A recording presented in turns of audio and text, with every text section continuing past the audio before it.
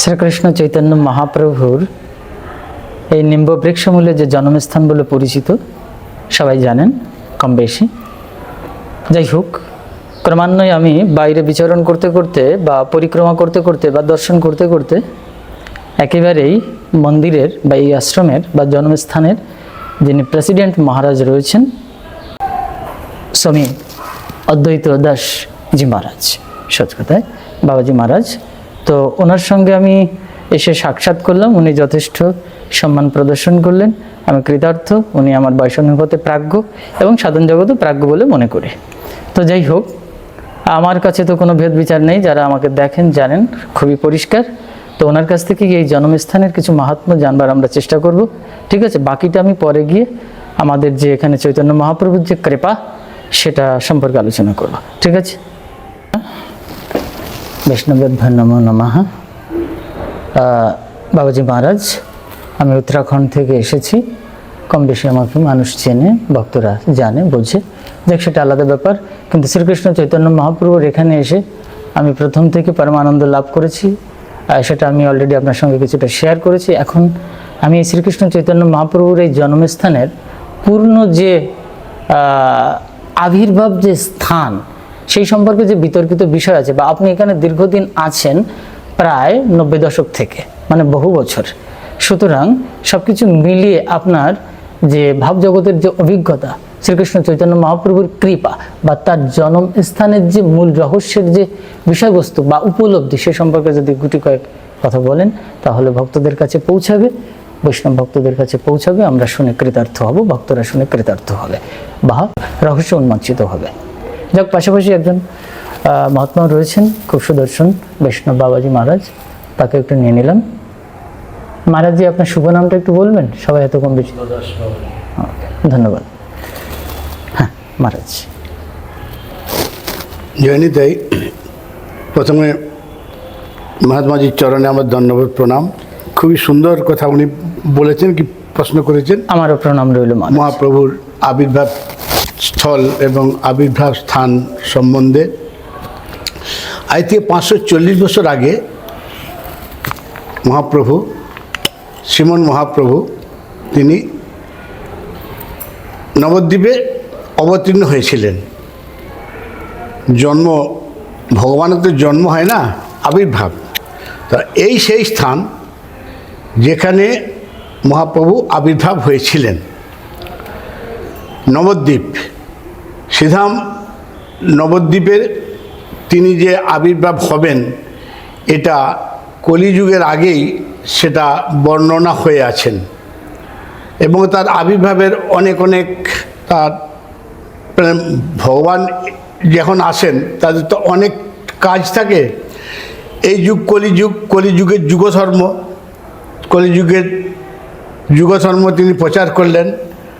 আপনি আচরি ধর্ম নিজে আচরণ করে তিনি প্রচার করলেন। মহাপ্রভুর জন্মস্থান কিন্তু নবদ্বীপ। ভৌগোলিক দিক দিয়ে যদি আপনি দেখতে যান, মহাপ্রভুর জন্মস্থান নবদ্বীপ। হ্যাঁ, মায়াপুর বলে কিন্তু সেই সময় কোনো স্থান কিছু ছিল না। মানে এখন আমরা যেটা জানি প্রাচীন মায়াপুর, এখন সেটা নবদ্বীপের মিউনিসিপ্যালিটি কি নবদ্বীপ মানে প্রশাসন, হ্যাঁ, সেটাকে প্রাচীন মায়াপুর নামকরণ করেছেন। মহাপ্রভুর জন্মস্থান কিন্তু আপনি পাবেন নবদ্বীপ। এবং আপনি এখনও ভৌগোলিক দিক দিয়ে যদি পুরোটা আপনি কি বলবো, আপনি মানে আমরা যদি অন্বেষণ করি, হ্যাঁ, পরিদর্শন করেন, কি আপনি যদি সমস্ত অনুশীলন করেন এবং আগের ম্যাপ, নকশা, কাগজপত্র সমস্ত যদি আপনি ঠিক সঠিকভাবে আপনি সেগুলো মানে নিদর্শন করেন, তাহলে কিন্তু মহাপ্রভুর জন্মস্থান এই জায়গাটাই পরে আমরা হিস্ট্রিক্যালি সেটা একজন গবেষক, ডন্টিকাদারাজ একজন গবেষক কিন্তু এটা নিয়ে গবেষণা করেছিলেন। সেই গবেষণার যে তত্ত্বগত দিক বা তথ্য, সেটা কিন্তু এটাই প্রমাণিত হয়। আমি কিন্তু এখানে সাম্প্রদায়িকভাবে মতবাদ দিচ্ছি না, আমার কাছে যতটুকু স্টাডি করে পাও আমি সেটাই বলছি আর কি। হ্যাঁ, এবার মহারাজজির সাথে কথোপকথনে আমি মিল পাচ্ছি। যাই হোক, হ্যাঁ বল মহারাজ।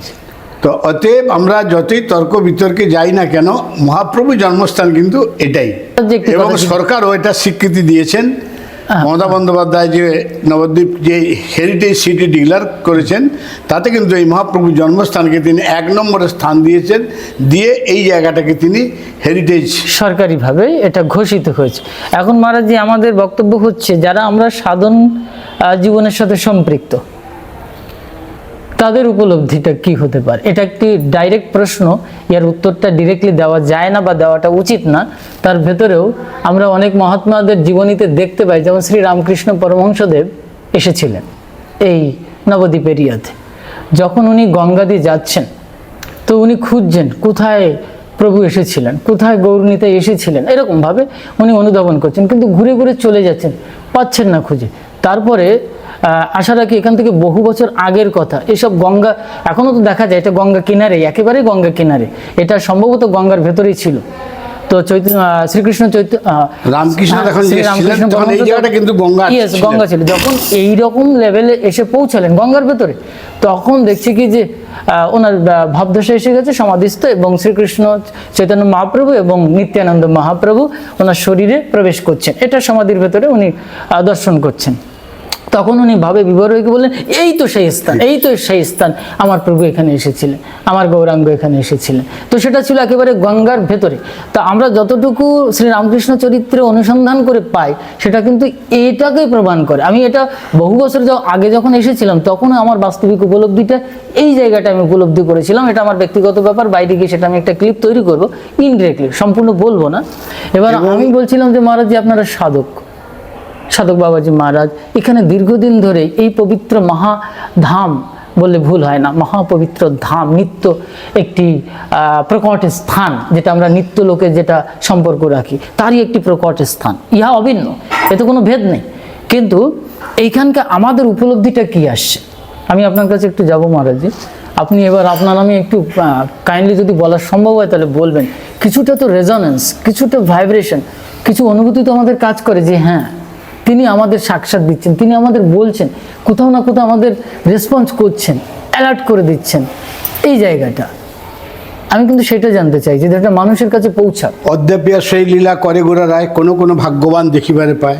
একদম লীলা ত্রিকাল সত্য, লীলা চলছে, যার যেমন ফিলিংস, যার যেমন অনুভূতি, সে সেই জায়গাটাকে নিচ্ছেন।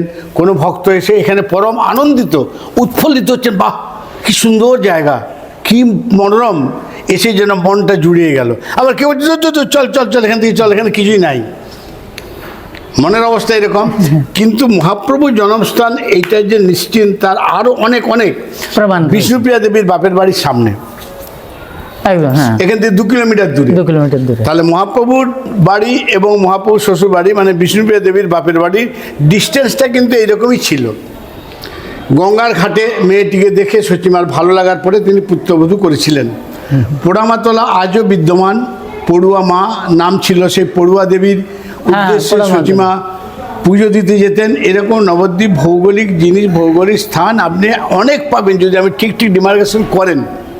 শিওর। তবে জায়গাটা আপনাকে যেতে হবে। আমাদের একটি বই এডিশন বেরিয়েছে, নবদ্বীপ দর্পণ।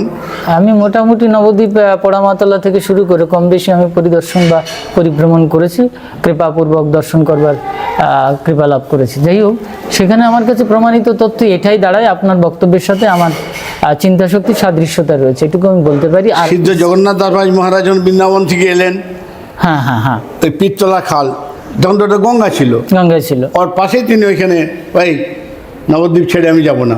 গৌরকিশোর দাস বাবাজি মহারাজ, যেটা ওনাদের গুরু পরম্পরা যেটা চলছে, সিদ্ধ জগন্নাথ দাস বাবাজির পরে ভাগ হয়েছে, আমাদের গুরু পরম্পরা ওনাদেরও, সেই গৌরকিশোর দাস বাবাজির সমাধি রানীর চড়ায়।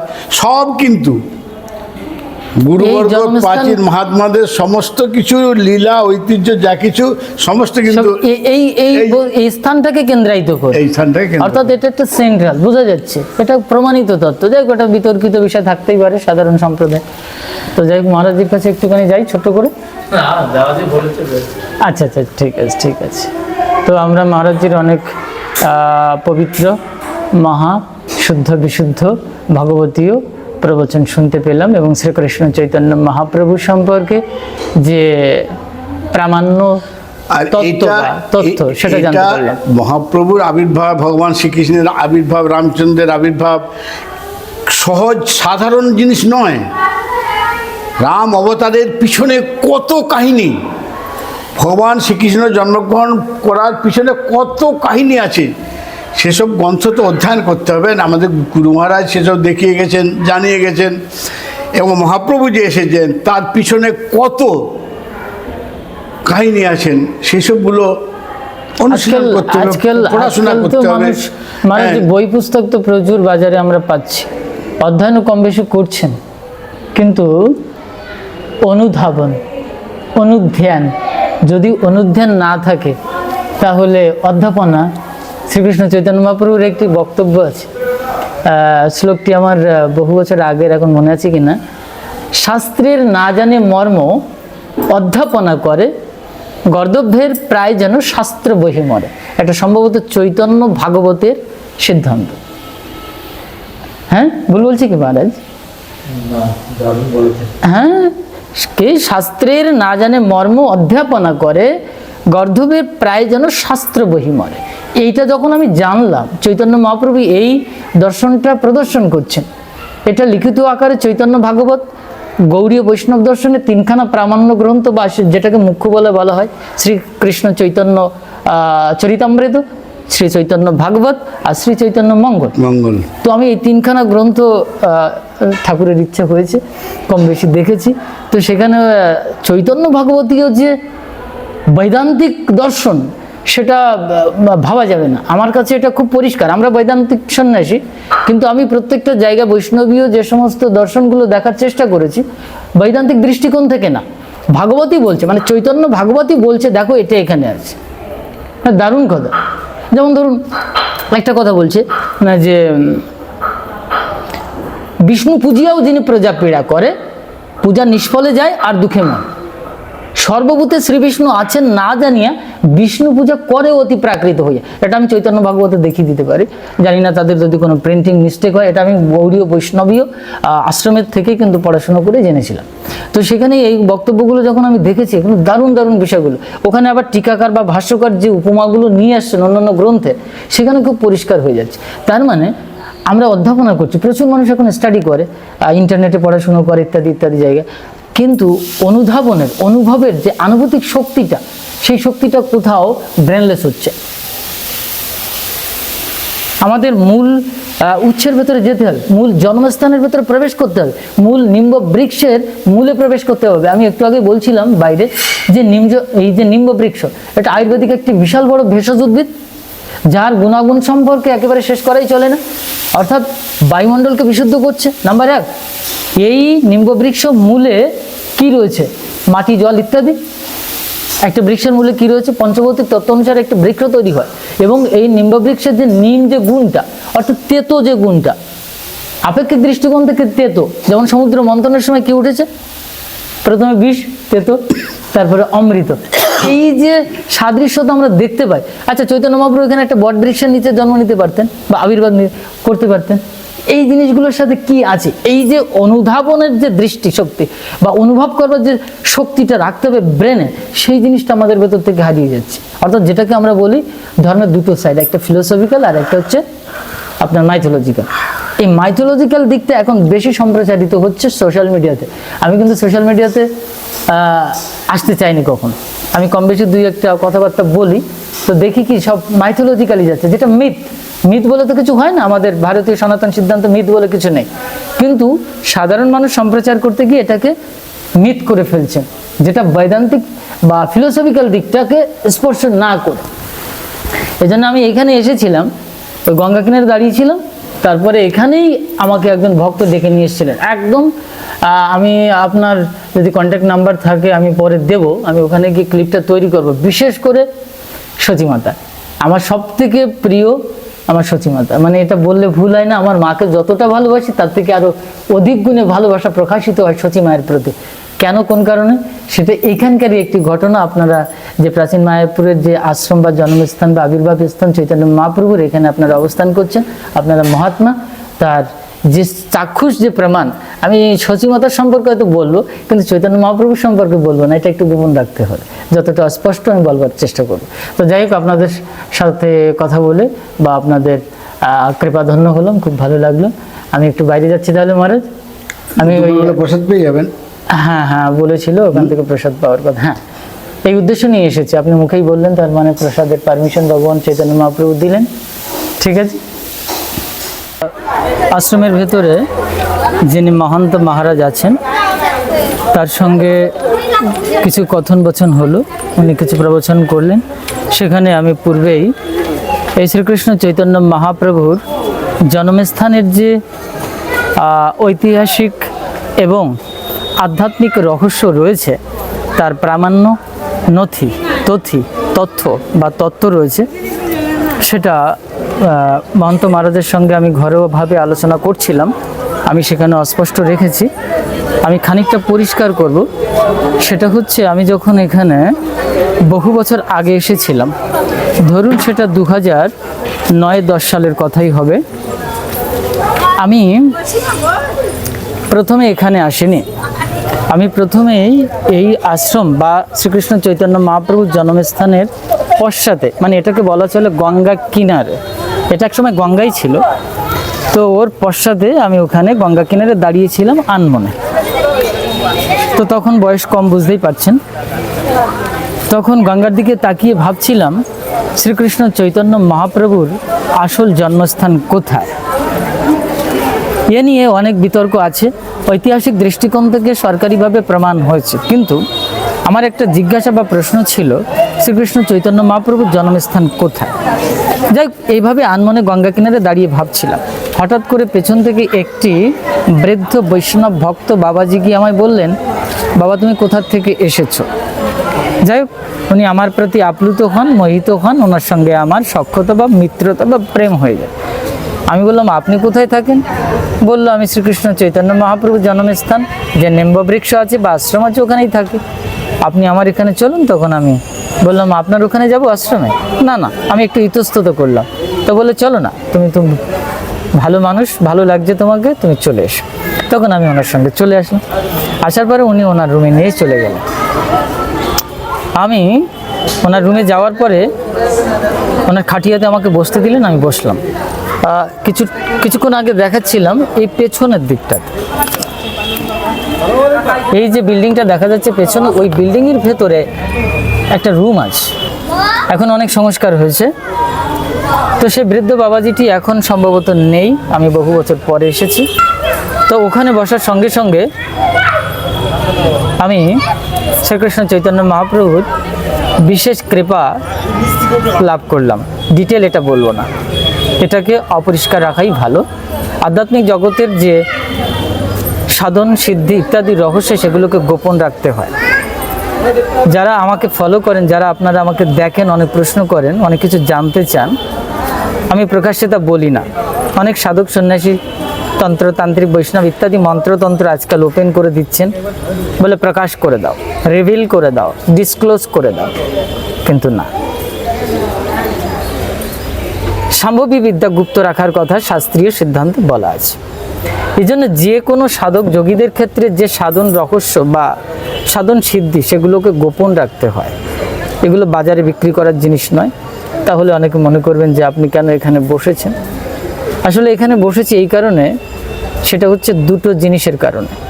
একটি হচ্ছে আমাদের জগৎ কল্যাণ, আরেকটি হচ্ছে আধ্যাত্মিক স্তুতি। যখন ভগবত সত্তাকে, দেব দেবীকে স্তুতি করা হয়, ওটাকে প্রশংসা বলা হয়। হে মা জগন্মাতা, হে প্রভু তুমি এরকম সেরকম দেখতে, ইত্যাদি ইত্যাদি। তো শুধুমাত্র তার প্রশংসা, তার যে অপরূপ রূপ, সেই রূপের বর্ণনা করবার জন্য, তার যে লীলা বৈচিত্র্যতার যে মাহাত্ম্য, সেটাকে প্রকাশ করবার জন্য শুধুমাত্র ক্যামেরার ফ্রন্ট পেজে বসে থাকে। শ্রীকৃষ্ণ চৈতন্য মহাপ্রভু নিশ্চিত আমাদের সম্প্রদায়ের কোনো মানুষ নন।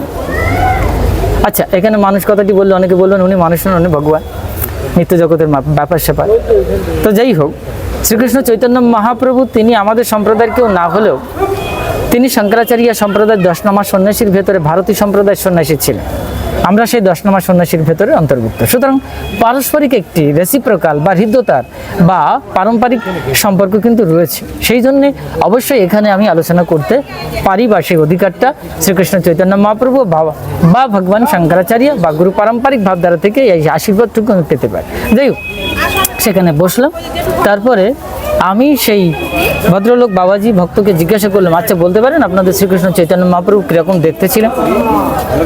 তা বলছে, না সেটা কি করে বলবো, শাস্ত্রে বর্ণনা করা যেটা আছে। তা আমি বললাম যে আপনারা বলেন না যে সোনার গৌরাঙ্গ, সোনার গৌরাঙ্গ আপনারা প্রতিমাতে দেখেছেন, সোনার গৌরাঙ্গ কি আপনারা বাস্তবে দেখেছেন? আমার এই কথার ভেতর থেকে পরিষ্কার হয়ে যাবে যে আমি কি বলতে চাইছি। তো সেদিন আমি অবাক হয়ে গেছিলাম এবং ভেবেছিলাম এবং পরিষ্কার হয়ে গেছিল যে এখানে বসার সঙ্গে সঙ্গে যদি এই বিচিত্র লীলার গুপ্ত রহস্যটা উন্মোচিত করেন শ্রীকৃষ্ণ চৈতন্য মহাপ্রভু আমার মতো অধম ভক্তের কাছে, আমি ভক্ত নই, অধম মানুষ, ওই মহামানব, ওই মহাপুরুষ, ওই বিষ্ণুর অবতার, ওই নিত্যলোকের বৈষ্ণবের দৃষ্টিকোণ থেকে পরমাত্মা, পরম ব্রহ্ম বা গোবিন্দ, তিনি আমার মতো অধমকে কেন এই কৃপাটা করলেন, বাকিটা আমি আর বলছি না। তখন পরিষ্কার হয়ে গেল এবং আমার বিবেকে চেতনায় বোধে এসে গেল যে শ্রীকৃষ্ণ চৈতন্য মহাপ্রভুর আসল জন্মস্থান কিন্তু এটা। জন্মস্থান কথাটা বললে অনেকেই একটু বিতর্ক করেন। মহারাজজি বলছিলেন জন্ম তো হয় না, আবির্ভাব হয়। আসলে জন্ম শব্দটি আমরা লৌকিকভাবে ব্যবহার করি, সত্যি কথা বলতে আবির্ভাব। যাক, এটা নিয়ে আমি বিতর্কে যাচ্ছি না। এবার চলে আসলাম আসল কথা। তখন আমি চলে আসবো, আমি সেই ভক্ত বাবাজিকে বললাম যে আমি এখান থেকে চলে যাব। বলছে না না, আপনি এখানে রাত্রিতে থাকুন, প্রসাদের ব্যবস্থা হবে, তারপর আমি রাত্রিতে, আসলে ওনার অনুনয় বিনয় যাই হোক, হৃদ্যতায় আমি এখানে থেকে গেলাম। সন্ধ্যার সময় এখানে ভজন কীর্তনাদি হলো, উহাদের সঙ্গে আমি একটু নিজেকে মিলিয়ে দিলাম, ভালো লাগলো, রাত্রিতে থাকলাম। ভোরবেলায় যখন হচ্ছে এই ঘটনাটি আমি রিভিল করব, প্রকাশ করব। পেছনে দেখতে পাচ্ছেন যে সচিমাতার বিগ্রহ প্রতিষ্ঠিত আছে, পাশে নিম্ব বৃক্ষ অর্থাৎ নিম গাছ আছে। আমি ভোরবেলায় দেখছি আমি আশ্রম ছেড়ে, মন্দির ছেড়ে চলে যাচ্ছি, বা এই আবির্ভাব স্থান ছেড়ে চলে যাচ্ছি। তখন গেটের বাইরে চলে যাচ্ছি, এরকম ব্যাপার। তখন সচিমাতা আমাকে বলছেন, কিরে তুই মাকে না বলে চলে যাচ্ছিস? তখন আমি ফিরে এসে সচিমাতার বিগ্রহের সামনে এসে মাথা নত করে বললাম যে মা, আমার বিরাট ভুল হয়ে গেছে। আমি সেই থেকে জানি সচিমাতা বা বাৎসল্য প্রেমের যে রসধারা দ্বাপর যুগে শ্রীকৃষ্ণ এবং যশোদা মায়ের ভেতরে হয়েছিল, সেই বাৎসল্য প্রেমের রসধারা কিঞ্চিত ব্রহ্ম মুহূর্তে, যেটাকে স্বপ্ন বলা, এটা আসলে স্বপ্ন নয়। আমরা সাধারণত রাত্রি জাগরণ করি, আর আমার তো কুকুরের থেকে ভয়ঙ্কর নিদ্রা, মানে ঘুম হয় না। সুতরাং ব্রহ্ম মুহূর্তে আমার নিদ্রা মানে বুঝতে পারছেন সেটা নিদ্রা নয়, এটা একটি সূক্ষ্মাতি সূক্ষ্ম সুষুপ্তি স্তরে হতে পারে, না হলে একেবারেই আমার সজ্ঞানে হয়েছে বলা চলে, এটাকে স্বপ্ন বলা যায় না। ওই সময় সচিমাতা আমাকে বলছেন, তুমি আমাকে ছেড়ে চলে কেন যাচ্ছ, আমাকে না বলে যাচ্ছ কেন? তখন আমি বুঝলাম যে আমার সচিমাতার সঙ্গে একটি মহাজাগতিক নিত্য জগতের সম্পর্ক রয়েছে। সচিমাতা কারোর ব্যক্তিগত মা নয়, যদিও লীলাগত দিক থেকে শ্রীকৃষ্ণ চৈতন্য মহাপ্রভুর মা, আসলে তিনি জগন্মাতা, সমগ্র সন্তানের মা সচিমাতা, যেমন যশোদা মা, যেমন আমরা শ্রী শারদা মায়ের কথা যদি ধরি, তিনি বলছেন আমি সতেরো মা, অসতেরো মা।